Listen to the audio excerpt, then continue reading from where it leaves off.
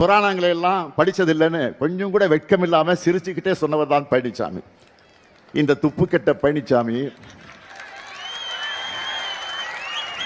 யார் எக்கேடு கட்டாலும் பரவாயில்லை, தன்னுடைய பதவியை காப்பாற்றிக்கிட்டா போதும்னு பாஜகவுடைய பாதம் தாங்கியா இருந்து கொண்டிருப்பவர் தான் பழனிசாமி. இப்படி பாஜகவோட கூட்டணி சேர்ந்து முழுசா சந்திரமுகியாவே மாறி இருக்கிறார் பழனிசாமி. அதாவது முழு சங்கியாகவே மாறிவிட்டார்.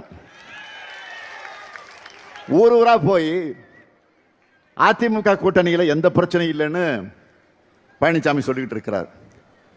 பிரச்சனை இல்லைன்னா இதுக்காக அத்தனை தடவை டெல்லிக்கு போனீங்க சார்? நான் கேட்கிறேன், கூட்டணிக்கு தலைமை அதிமுக தான் சொல்றாங்க.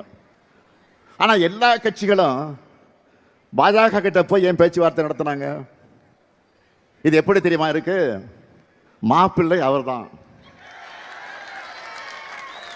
ஆனால் அவர் போட்டிருக்க சட்டை என்னோடதுன்னு நம்ம சூப்பர் ஸ்டார் நடிச்ச படையப்பா படத்தில் வர்ற காமெடி மாதிரி இருக்கு. நான் தெரியாம தான் கேட்கிறேன், கூட்டணிக்கு அதிமுக தான் தலைமைன்னா அதில் இருக்கக்கூடிய சிறிய கட்சிகள் எல்லாம் ஏன் அதிமுக சின்னத்தில் போட்டியிடாம பாஜக சின்னத்தில் போட்டிடுறாங்க? பழனிசாமியை முதலமைச்சர் ஆக்குவோன்னு பிரதமர் மோடி அவர்கள் இதுவரை சொல்லி இருக்கிறாரா? அதிமுக என்ற பெயரை கூட அவர் சொன்ன மாதிரி எனக்கு தெரியல. என்டிஏ சர்க்கார் தான் திரும்ப திரும்ப சொல்றாரு. ஆனா நாம Tamil Nadu versus NDA, Tamil Nadu versus டெல்லின்னு சொன்னா மட்டும் இது என்ன டெல்லி தேர்தலா? ஏன் அப்படி சொல்றீங்கன்னு பெரிய அறிவு கொழுந்து மாதிரி கேட்கிறார் பழனிசாமி. தன் மீதான ஊழல் புகார்கள், உறவினர் வீடுகள் நடந்த ரெய்டுகள் இருந்து தப்பிக்க மொத்த கட்சியும் பாஜக கிட்ட பழனிசாமி அடகு வச்சுட்டார். மக்கள் வாக்களிக்காமலேயே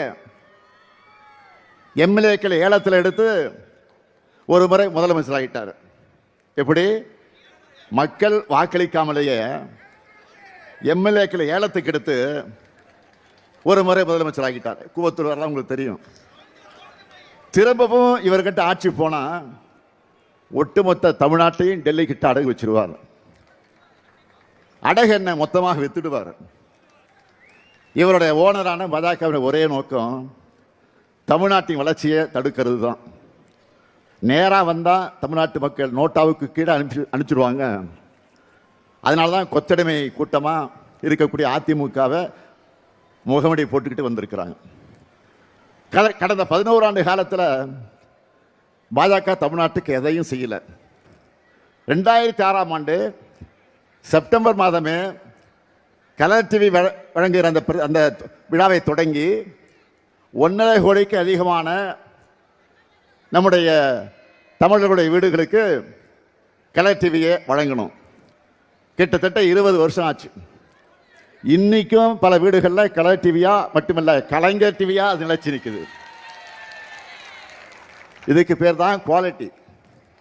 இதுவே அதிமுக ஆட்சியில் மிக்சி கொடுத்தாங்க, கிரைண்டர், மின் விசிறி கொடுத்தீங்களே, என்னாச்சு? காயிலாங்கல்ல இருக்கு.